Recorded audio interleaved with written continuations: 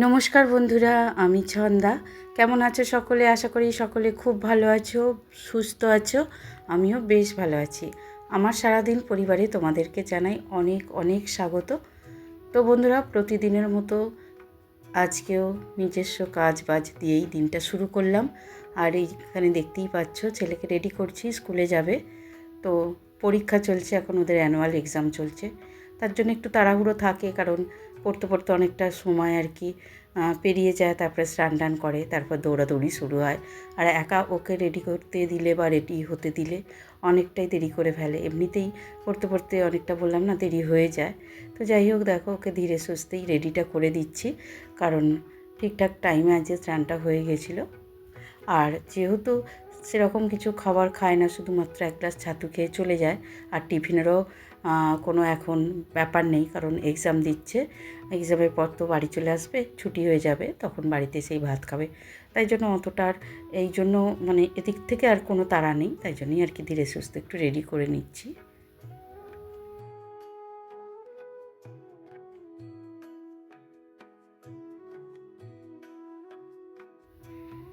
তো ছেলেরা না টিফিন নিয়ে যাক, কিন্তু আমাদের সকালে জলখাবারের জন্য তো রুটি করতে হয়।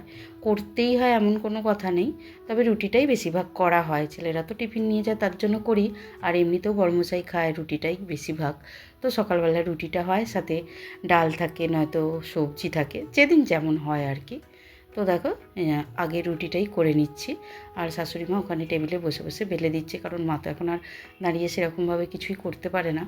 তো মা, আমার মাখা ছিল আটাটা, মা এখানে বসে বসে বেলে দিচ্ছে, আমি নিয়ে আসছি আর রুটিগুলোকে ভেজে নিচ্ছি।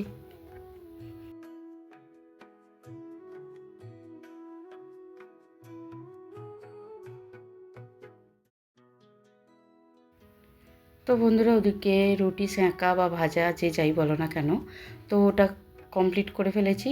বেসিনে দেখতেই পাচ্ছিলে কিছু বাসন ছিল, সেগুলোকেও মেজে উঠিয়ে নিয়েছি। নিয়ে আর এখানে দেখো ভাতের হাঁড়িটা বসিয়ে দিয়েছি, চাল ধুচ্ছি। ভাতটাকেও বসিয়ে দিয়েছি, মানে ভাতটা এবার করে নেব, চালটা ধুয়ে হাঁড়িতে দিয়ে নেব। তো প্রথমে একটু খানিকক্ষণ বসিয়ে রাখি, যাতে জলটা একটু ভালোভাবে গরম হয়ে যাওয়ার পর চালটা দিলে কি হয় বলো তো, ভাতটা তাড়াতাড়ি সেদ্ধ হয়ে যায়, আর গ্যাসটাও একটু কম লাগে আর কি।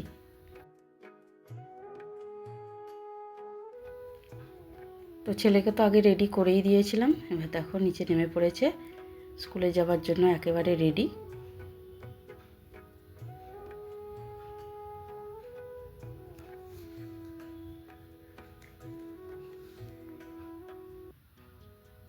তো বন্ধুরা, দেখতেই পেলে ছেলে তো বেরিয়ে গেল। আশপাশটা একটু দেখছিলাম, তারপর আবার চলে এলাম। এবার চিন্তা ভাবনা চলছে শাশুড়ি বৌমাতে, যে কি রান্নাবান্না হবে। তো কিছু লাউ পাতারা দেখতে পাচ্ছ রয়েছে, ওটা আমি রেখে দিতে বলেছিলাম, মানে চিংড়ি ভাপা করব লাউ পাতা দিয়ে, সেটা আর করা হয়নি। তো সেগুলো রয়ে গেছে। আর এমনিতেও লাউ শাক কিছুটা আছে। আর ওদিকে দেখো বাঁধাকপি রয়েছে আর রয়েছে। তো এগুলোই আমরা সিদ্ধান্ত নিচ্ছিলাম যে কি হবে না হবে। আর এখানে কি হয় বলো তো, এখানেই শাশুড়ি বৌমার দ্বন্দ্ব শুরু হয়ে যায়। দ্বন্দ্ব বলতে মানে মাঝে মাঝে মা যে মেনুটা বলে বা রেসিপিটা বলে আমার পছন্দ হয় না, হয়তো আমি যেটা বলি মায়ের পছন্দ হয় না। তাই খুব শান্ত মাথায় ভাবনা চিন্তা করতে হয়, যেটা সবার পছন্দ হবে, বা যেটা শাশুড়ি মা বললে আমার পছন্দ হবে, বা আমি বললে শাশুড়ি মার পছন্দ হবে। একটা ডিসিশান নিতে কিন্তু এই সময়টা আমার একটুখানি প্যানিক কাজ করে, সত্যি কথা বলতে কি। কারণ কি যে রোজ রোজ রান্না হবে, এইটা কিন্তু একটা কঠিন ব্যাপার মেয়েদের কাছে, তাই না বলো? মানে কেউ যদি বলে দেয় বা আনাজপত্র সবজি ঠিকঠাক থাকে যেটা রান্না হবে, তখন দেখবে রান্না করাটা একটু হলেও আসান হয়ে যায়, মানে অত সমস্যার সৃষ্টি হয় না, বা রান্না করতেও কোনো রকম প্যানিক কাজ করে না। তো এই ডিসিশন নেওয়াটাই আমার কাছে কিন্তু একটা চাপের বিষয় হয়ে যায়। তো ফাইনালি দুজনে মিলে একটা ডিসিশান নিয়ে নিয়েছি যে কী রান্নাবান্না হবে। তো পরে সেটা তোমাদের সাথে শেয়ার করব অবশ্যই। তার আগে দেখো, শাশুড়ি মায়ের ঘরটা, যেটাতে আমার শাশুড়ি মা ছেলেরা থাকে, সেই ঘরটা একটুখানি গুছিয়ে নেব। কী অবস্থা রয়েছে দেখতে পাচ্ছ, প্রতিদিনই এরকমই অবস্থা থাকে। ছেলে এই মানে খাট ছেড়ে নামেই না ধরতে গেলে, এখানেই পড়াশোনা করে, এখানেই ওর সর্বক্ষণ বাড়িতে থাকলে কেটে যায় সময়। খালি খাওয়ার সময় বা স্নান করার সময় নামে। তো কিছু করার নেই, যাই হোক। যে যেরকমভাবে থাকতে পছন্দ করে তাকে সেরকমভাবেই থাকতে দিতে হবে। তো আমি চলে এসেছি, ঘরটাকে একটু গুছিয়ে নিচ্ছি, নিয়ে পরিষ্কার করে নেব, ঘরটা একটু গুছিয়ে নেব, ভালো লাগবে দেখতে, নাহলে এরকমই অগোছালোভাবে পড়ে থাকলে দেখতে একদমই ভালো লাগে না।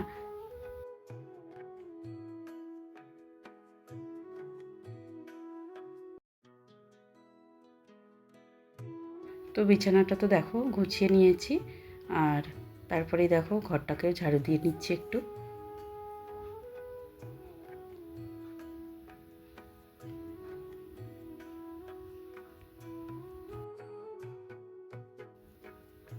তো বন্ধুরা দেখো, ঝাঁট দেওয়া কমপ্লিট করে আবার কিচেনে চলে এসেছি। এবার রান্নাটা বসিয়ে নেব। মায়ের ওখানে সবজি কাটা হয়ে গেছে।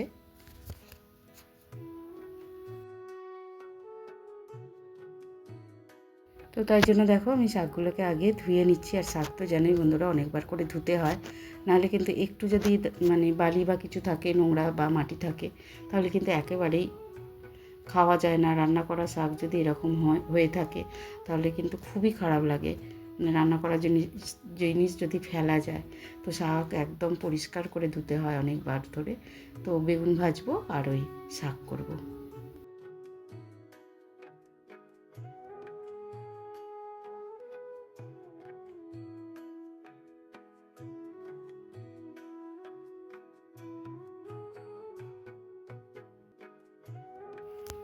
তো বন্ধুরা দেখো, ওদিকে ভাত বসানো আছে, বেগুনটাও ভাজতে দিয়েছি, দিয়ে টুকিটাকি যা সমস্ত কাজগুলো আছে সেগুলো করে নিচ্ছি। ইতিমধ্যে ভাতটা হয়ে গেছে। তো ওই জানলার মধ্যে দেখতে পাচ্ছ ফ্যানটা ফেলতে দিয়ে এলাম, দিয়ে এইদিকে ঢাকা দিয়ে গেছিলাম বেগুনগুলো, কারণ স্লো আঁচের মধ্যে বেগুন ভাজলে বেশ বেগুনগুলো ভালো ভাজা হয়, সেদ্ধ হয়ে যায়। আর দেখবে অতটা তেল তাড়াতাড়ি করে ভেতরে টেনে নেয় না। তো সেই জন্য ঢাকা চাপা দিয়ে বেগুনটা ভাজি। এই দেখো বেগুনটা ভাজা হয়ে গেছে, উঠিয়ে নিলাম, দিয়ে আর এক বাজি দিয়ে দিচ্ছি। আর এদিকে দেখো বন্ধুরা, লাউ শাক পোস্ত করবো বলে কাঁচা লঙ্কা নিয়েছি আর পোস্ত নিয়েছি, বেটে নেব। তো অনেক পরিমাণে কাঁচা লঙ্কা, তোমরা দেখে যেন ঘাবড়ে যেও না যে কত লঙ্কা খায়। সত্যি আমরা ঝাল খাই বটে, তবে এই লঙ্কাগুলো তেমন ঝাল ছিল না। লাল যেগুলো দেখতে পাচ্ছ সেগুলো তবু ঝাল আছে, বাট যেগুলো সবুজ সেগুলো কিন্তু একটুও ঝাল নেই। আর একটু দেখবে পোস্ত বাটা বা সর্ষে বাটা একটু কাঁচা লঙ্কা দিয়ে খেতেই ভালো লাগে। তো শাকটা আমি একদম পেঁয়াজ, পোস্ত আর কাঁচা লঙ্কা দিয়েই করবো ঠিক করেছি।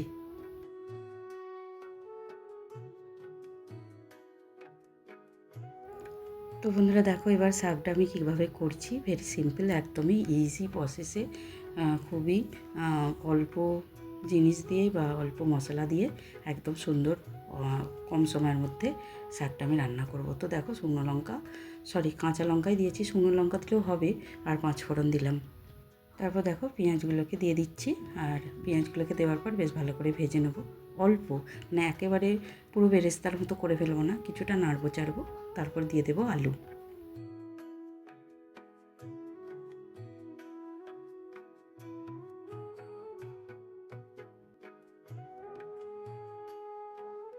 তো বন্ধুরা দেখো, আলু আর পেঁয়াজটা মোটামুটি ভাজা ভাজা হয়ে গেলে, হালকা একটু ভাজা ভাজা হয়ে গেলে শাকটা দিয়ে দিলাম। আর শাকটা অনেকটা এখন নাড়াচাড়া করা যাবে না, তাই ওপর থেকে আমি একটু লবণ দিয়ে ঢাকা দিয়ে দিলাম। দিয়ে চলে এলাম এদিকে ওয়াশিং মেশিনে জামা কাপড়গুলো একটু ভিজিয়ে নেব বলে।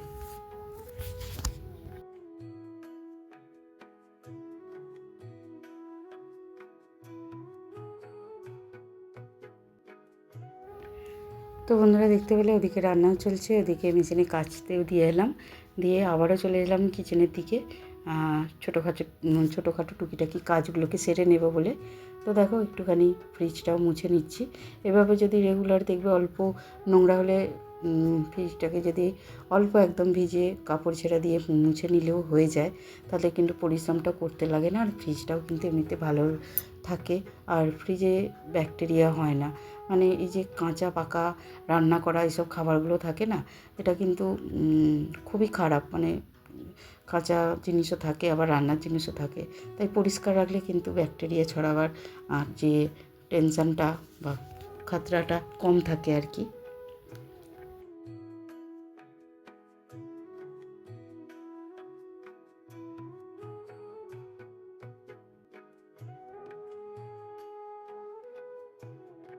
তো বন্ধুরা এবার দেখো আবারও চলে এলাম রান্নাটার দিকে।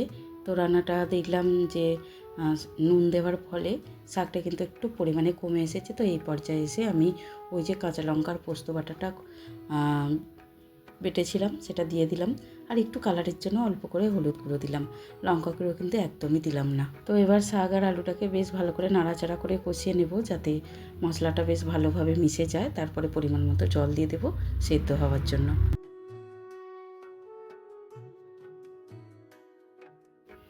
তো বন্ধুরা দেখো, ওদিকে রান্না হচ্ছে হোক, আমিও আমার কাজ কন্টিনিউ রাখছি। কিচেন কাউন্টারটাও পরিষ্কার করে নিচ্ছি। শুধু শাকটাই ওদিকে হচ্ছে, তো সেই জন্য ভাবলাম আদার সাইডগুলো যতটা পরিষ্কার করে নেওয়া যায় করে নিই। তো বন্ধুরা দেখো, কাজের ফাঁকে আবারও চলে এলাম শাকটাকে চেক করতে। দেখলাম মোটামুটি ভালোই সেদ্ধ হয়ে গেছে। এই পর্যায়ে এসে আমি একটু স্বাদ অনুযায়ী একটু অল্প পরিমাণে চিনি দেবো আর একটু কাঁচা তেল দেবো, দিয়ে নামিয়ে নেব। শাকে একটু মিষ্টি না দিলে শাকের কিন্তু ঠিক ব্যালেন্স হয় না আর কি। তবু আমি মিষ্টিটা একদমই পছন্দ করি না, কিন্তু বাড়ির অন্যান্যরা পছন্দ করে, তার জন্য একটুখানি শাকে আমাকে মিষ্টি দিতেই হয়। বন্ধুরা দেখো, আবার কাজে ফিরে এলাম। ওই যে যেখানটায় বাসন রাখি দেখতে পাচ্ছ, ওগুলো একটু সরিয়ে নিয়ে একটু মুছে নিই, গুছিয়ে রাখি যাতে আমার নিতে সুবিধা হয়। এরকম দুটো জায়গা আছে, দুটো জায়গায় একদিকে আমি প্লেন বাসন রাখি আর একদিকে কড়া, চাটু এসবগুলো রাখি। তো গুছিয়ে নিলাম, নিয়ে এবার ঝাঁট দিয়ে দিচ্ছি, হলটা ঝাঁট দিয়ে নিই। আগে তো দেখতে পেলে মায়ের ঘর উপর নিচেটা ঝাঁট দিয়ে দিয়েছিলাম, দিয়ে রান্না কমপ্লিট করার পর এই দালানটাকে ঝাঁট দিই। তো বন্ধুরা, তোমাদেরকে তখন বললাম শাকটা কিন্তু আমি নামিয়ে ফেলবো, কিন্তু নামাইনি। কি বলো তো, ফ্রিজের মধ্যে অনেক দিন শাকটা রাখা ছিল, তো ডাঁটাগুলো ঠিকঠাক সিদ্ধ হয়নি। সেই জন্য আমি আরও কিছুক্ষণ ঢাকা চাপা দিয়ে রেখেছিলাম যাতে ডাঁটাগুলো বেশ ভালো রকম সেদ্ধ হয়ে যায়। কারণ ডাঁটাগুলো যদি সেদ্ধ না হয় তখন খেতেই ভালো লাগবে না, আর পুরো মেহনতটা কিন্তু জল হয়ে যাবে। তো সেই জন্যই আমি একটু সেদ্ধ করতে দিয়েছিলাম। দেখো এই পর্যায়ে অনেকটা শাক। তোমরা হয়তো ভাববে এত শাক কী হবে, না বন্ধুরা, এটা 2 দিন হবে আমাদের। অর্ধেকটা একসঙ্গে রান্না করে দিলাম, কারণ অনেক দিন ফ্রিজে ছিল তো খারাপ হয়ে যাচ্ছিলো।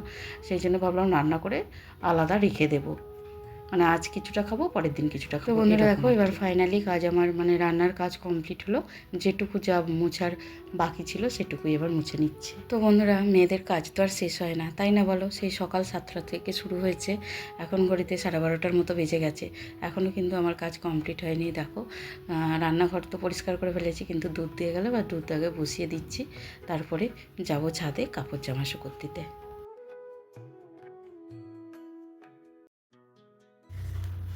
তো এবার আমি চলে এসেছি ওয়াশিং মেশিনের কাছে, জামা কাপড়গুলোকে বার করে নিচ্ছি, নিয়ে যাব ছাদে।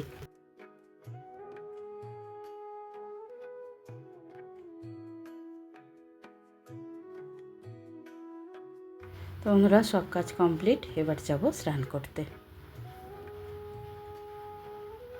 তো স্নান হয়ে গেছে, বেরিয়ে এলাম।